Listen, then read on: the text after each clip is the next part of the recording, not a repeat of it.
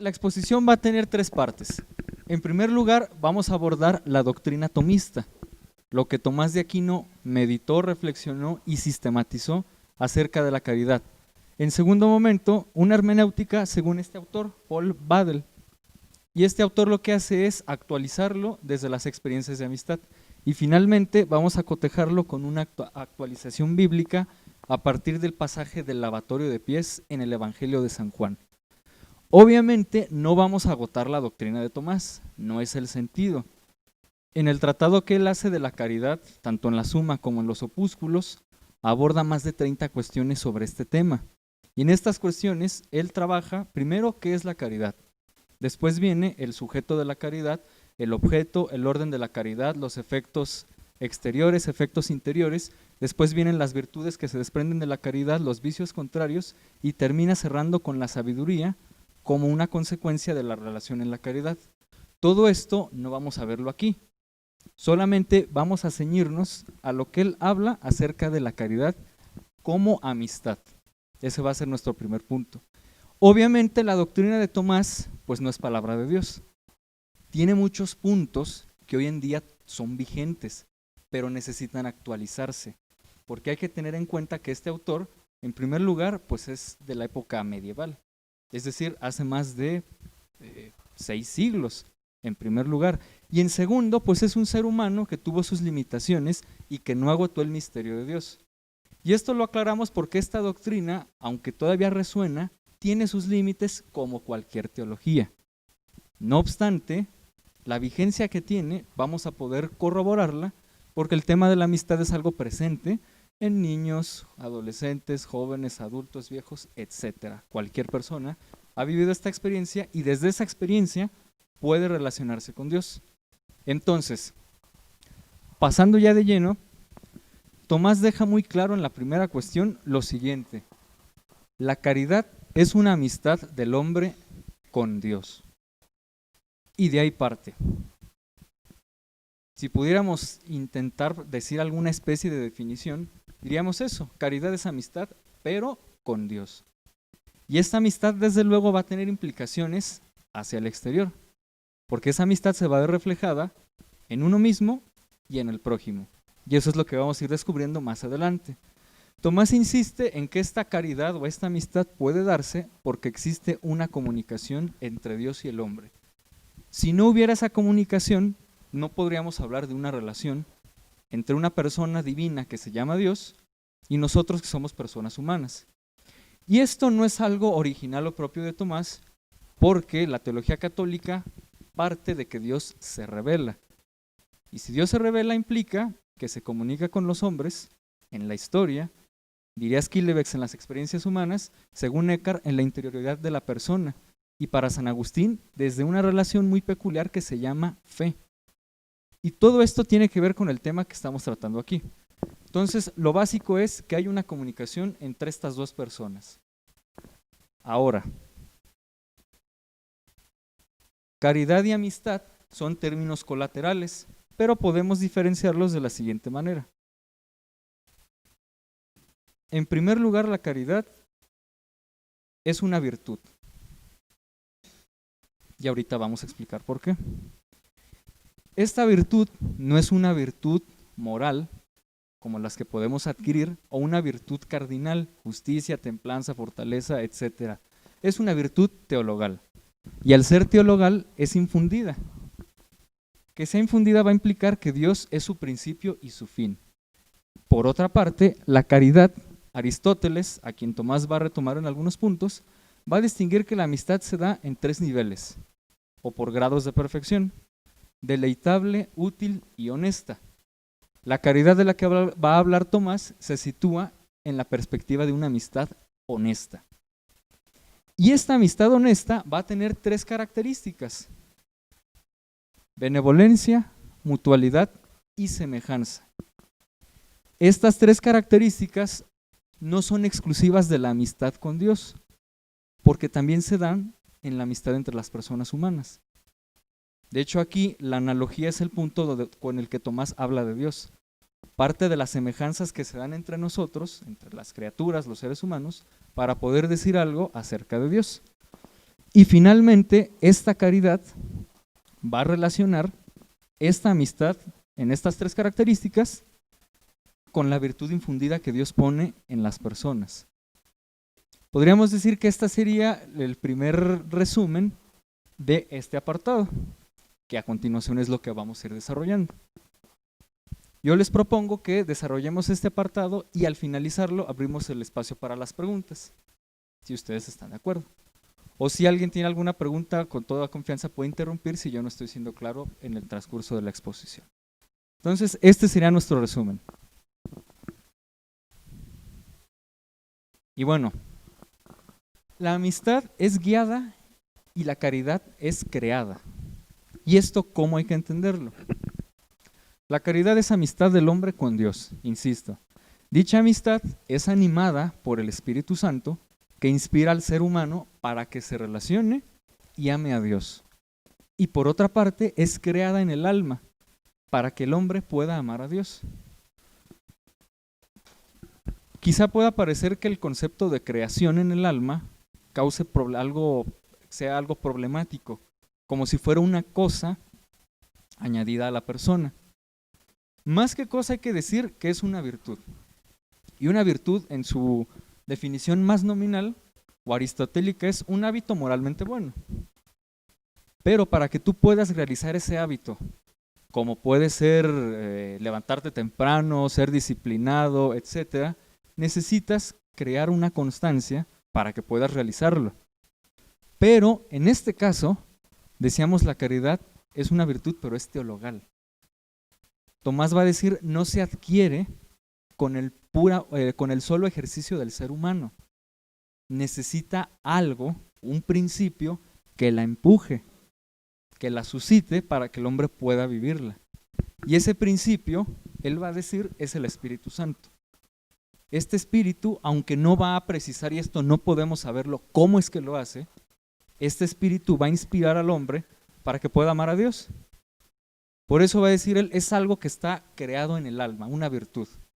Pero hay que insistir en que esta virtud creada no le va a restar libertad a la persona humana.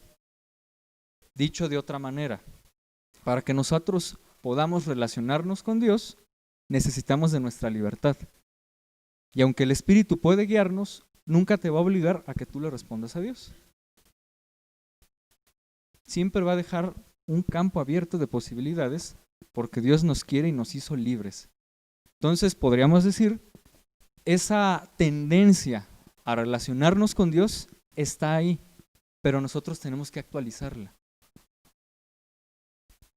Si la tendencia ya existe, nosotros somos los que decidimos cómo la vivimos y de qué manera la hacemos concreta en nuestras relaciones humanas. Porque más adelante veremos que la caridad implica un orden: amar a Dios, amarnos a nosotros mismos y amar al prójimo. Esa virtud que Dios infunde en el alma está destinada a que sea puesta al servicio, y así es como nos encontramos con Dios. Entonces, cerrando esta parte, es creada y guiada por el Espíritu Santo.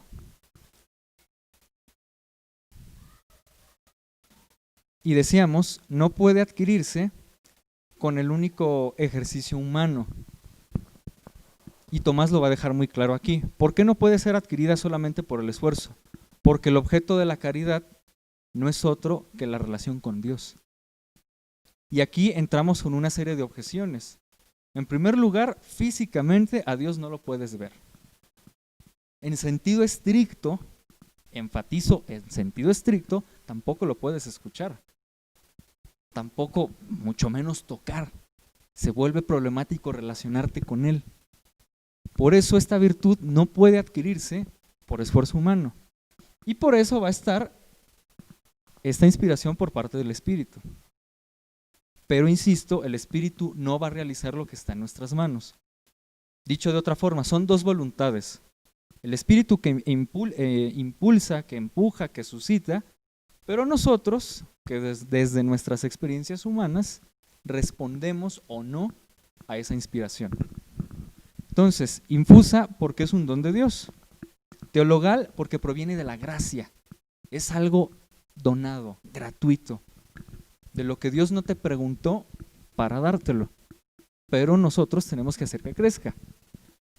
Y si no puede adquirirse y es infusa y teologal, Tomás va a decir es la virtud más excelente de todas. Entre las virtudes cardinales que tenemos la justicia, la fortaleza, la templanza y la prudencia, también tenemos las tres virtudes teologales, la fe, la esperanza y la caridad. De todas las virtudes, la madre, la más excelente de la que se derivan, va a ser la caridad. De hecho, según Tomás, es la caridad la que impulsa el resto de las virtudes. Y esto podemos entenderlo de la siguiente manera. Si decíamos que una virtud es un hábito moralmente bueno, para que un hábito sea bueno necesita estar inspirado por un principio. Y el principio por excelencia que hace que todas las acciones sean buenas es el amor. Transportándolo a las virtudes cardinales, si la justicia no está movida por el amor, va a ser una justicia desviada, que puede que solamente beneficie a algunos. Si la templanza no está inspirada en el amor, quizás sea una especie de cobardía disfrazada. Si la prudencia no está inspirada en el amor, más que prudencia podríamos decir que es una especie de desaliento o de indiferencia. Y así con el resto de las virtudes. Por eso va a decir él, es la más excelente, de ella se desprenden las otras, y además, a diferencia de la fe y de la caridad, de la fe y la esperanza, la caridad se basa en la unión con Dios. La fe es algo que nosotros vivimos en esta vida. Nosotros no podemos demostrar que Dios existe. Bajo ningún discurso, por ningún motivo y desde ninguna experiencia puedes demostrar ni a ti mismo ni a los demás que Dios existe. Necesitas la virtud de la fe para creer en algo que te sobrepasa y que descansa en tu interioridad.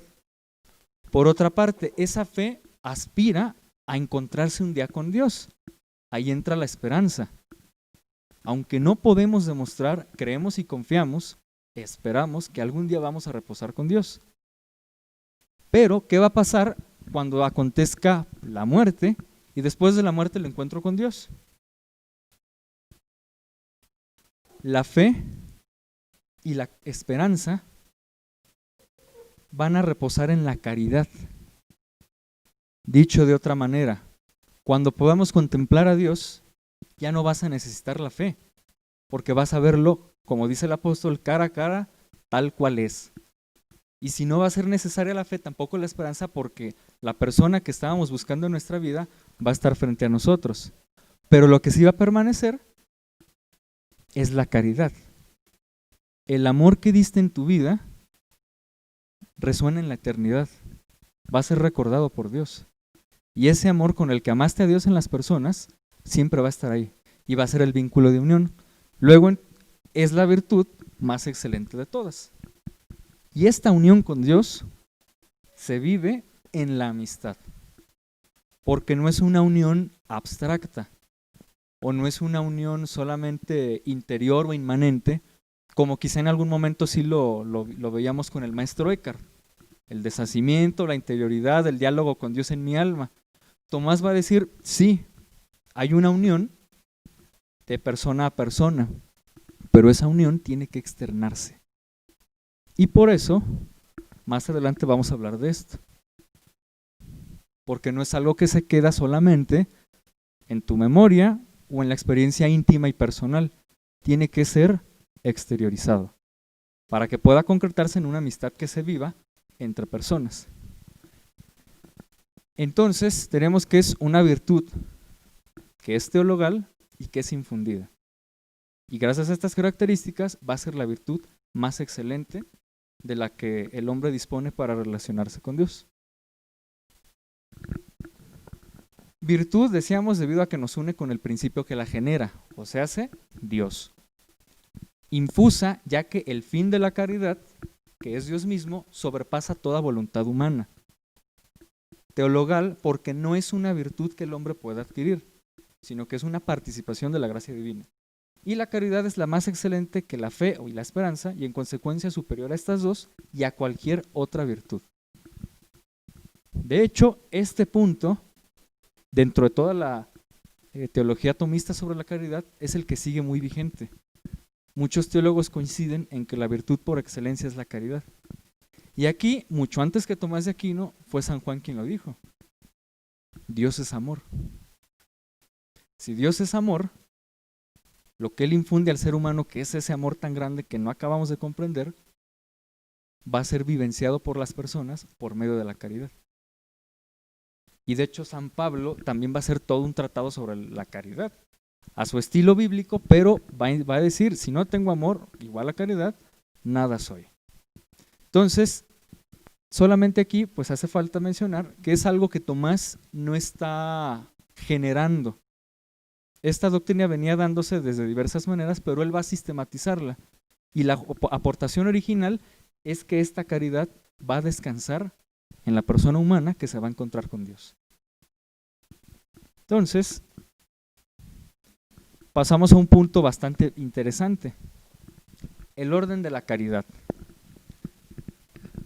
Si es una virtud, si es teologal y si es infusa, y si está destinada para que el ser humano pueda relacionarse con Dios, aquí hay un punto problemático. La relación con Dios no se vive en el aire, necesita concretizarse. Y cuando se concretiza esa relación con Dios, con otras personas, surgen dificultades. Los dramas humanos se hacen presente, las experiencias de contraste de las que habla Skillebeck, el sufrimiento del que habla Eckhart, nos golpean y la vida se vuelve a veces complicada. Y esto va a influir en que la caridad, para guiarnos hacia Dios, según Tomás, necesita un orden. Y este orden Tomás lo va a encontrar en el mandamiento del amor. Y aquí Tomás lo que va a hacer es interpretar los pasajes evangélicos. Dicho orden vamos a encontrarlo en el único mandamiento. Amarás al Señor tu Dios con todo tu corazón, con toda tu alma y con toda tu mente, y a tu prójimo como a ti mismo. Entonces, él va a encontrar este orden. El primer sujeto donde va a descansar la caridad es Dios.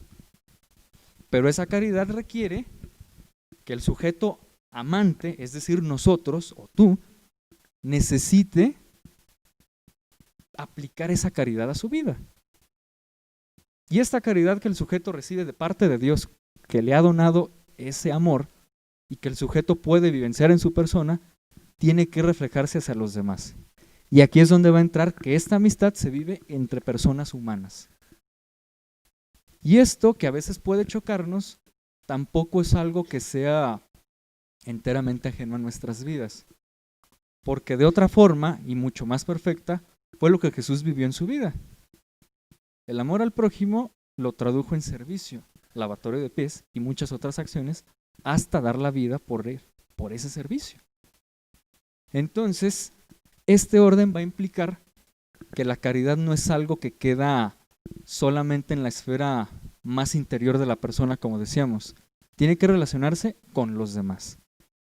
Y aquí Tomás va a establecer una serie pues de niveles en la amistad siguiendo a Aristóteles, de los que ya mencionábamos. Deleitable, útil y honesta. Deleitable porque con cualquier amigo que te relacionas, si en un primer lugar surge una especie de empatía porque esa persona te cae bien. Es divertido, te hace reír, te puedes ir a tomar un café, te puedes echar unas chelas, lo que quieras, y la pasas bien. Pero esa amistad, si va creciendo, va a salir solamente del nivel deleitable, porque hay personas con las que podemos pasarla muy bien, pero no interactuamos más. No es lo mismo risa que felicidad. Ahora, también hay personas que son útiles en nuestra vida. Nos ayudan a crecer, nos impulsan a ser mejores y nos transforman la vida. Pero esa utilidad no es suficiente si no está acompañada de honestidad. Del deleite a lo útil, vamos a pasar a la parte honesta. Y este modelo de amistades, de alguna forma, es lo que vivimos con Dios.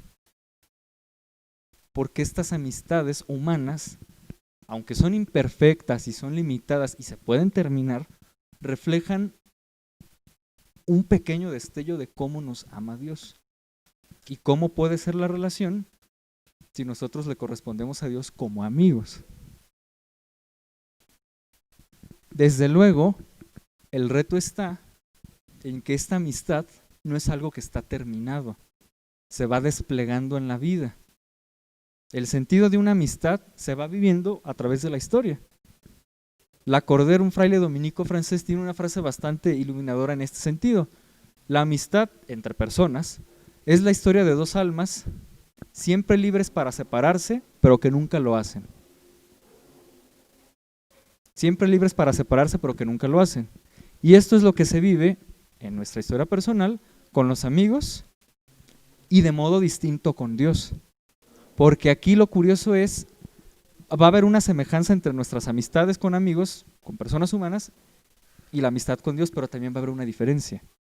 Primera diferencia, Dios no es libre de separarse de nosotros. Y esta afirmación puede chocar bastante, depende de qué tipo de mentalidad es con la que nos desenvolvemos.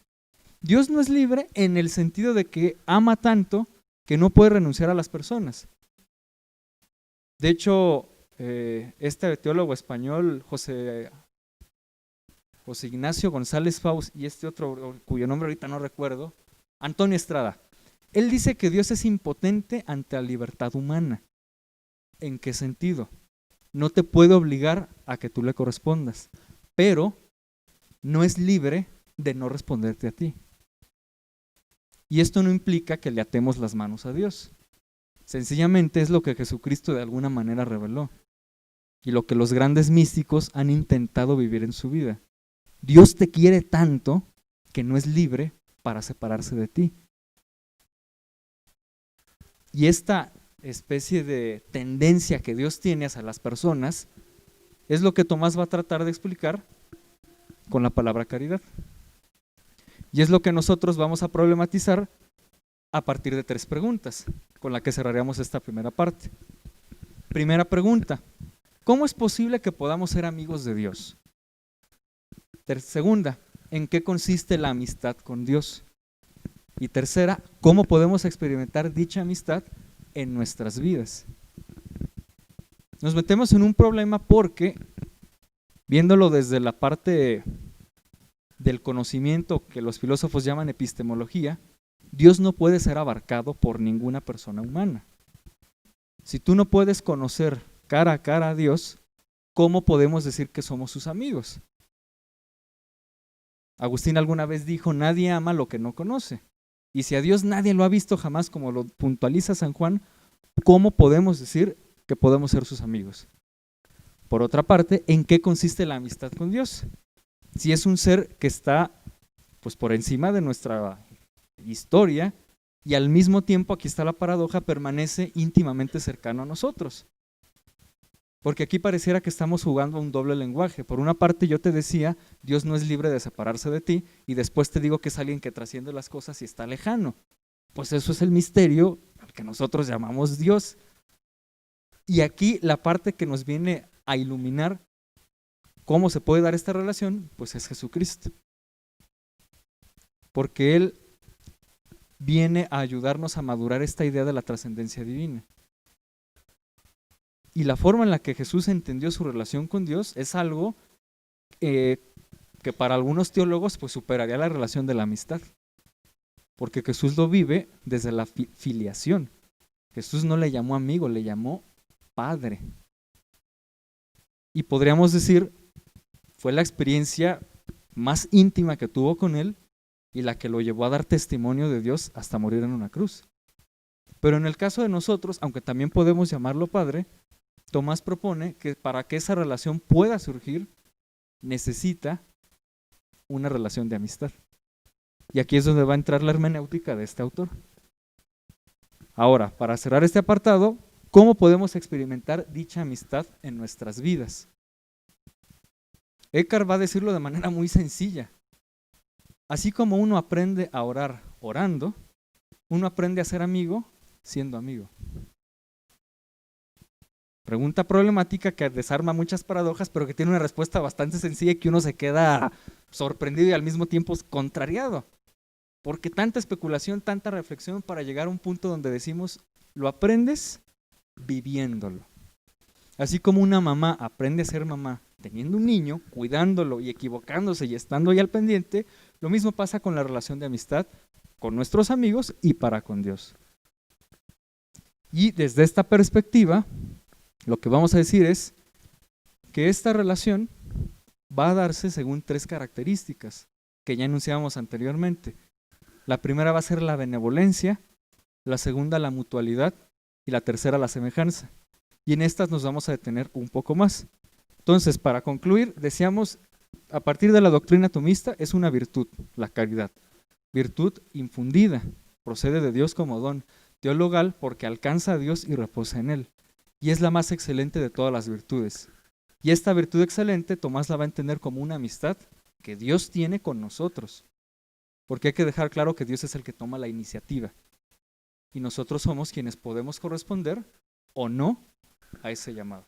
Pues no se relaciona directamente con el tema, además de que con Skillebeck recuerdo que sí lo hablamos, y con Eckhart también. Este problema del mal, que siempre sale, y sobre todo pues por lo que estamos viviendo ahorita en nuestros tiempos, ¿no? Evidentemente, las circunstancias nos condicionan mucho.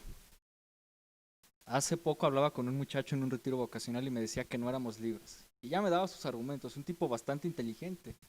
Estudia, me parece que economía o algo por el estilo. Y bueno, llegamos a una conclusión, en efecto, hay muchas cosas de las que no eres libre. Pero aún con esas condiciones, sí puedes decidir. Obviamente hay personas a las que las circunstancias los orillan en un círculo de violencia que nosotros no comprendemos y que por eso actúan de una manera brutal. Pero ahí sí llega Dios. Y de hecho, retomando a Tomás, esa caridad que Dios infunde en la persona no es algo que esté sujeto a tus méritos o a tu buen comportamiento. Aunque Tomás iba a decir, podemos hacer que esa caridad crezca. No en sentido cuantitativo, no crece en cantidad. Yo tengo 30 de caridad y ella tiene 40. No se puede. Pero sí en el sentido de las disposiciones con las que tú te prestas a servir a los demás. Que es una forma, no de medir, sino de contrastar cómo es que te relacionas con Dios. Pero en medio de todas estas situaciones, nosotros creemos que hay algo llamado Espíritu Santo, mejor dicho alguien, que impulsa esa caridad. Pero él no puede violentar la libertad humana. De hecho, aquí Tomás, esto ya es interpretación personal, me parece que toca la doctrina trinitaria. Ni el Padre, ni el Hijo, ni el Espíritu Santo violentan la libertad del hombre. El ser humano decide. Y ese es el riesgo y por eso puedes responder o no a esta caridad. Pero sí, desde esa perspectiva, empleando esta metáfora de la semilla, es algo que está sembrado ahí y que de ti va a depender que crezca y que abarque a otros. Porque Dios no va a hacer lo que está en tus manos para que tú respondas. ¿Qué otra?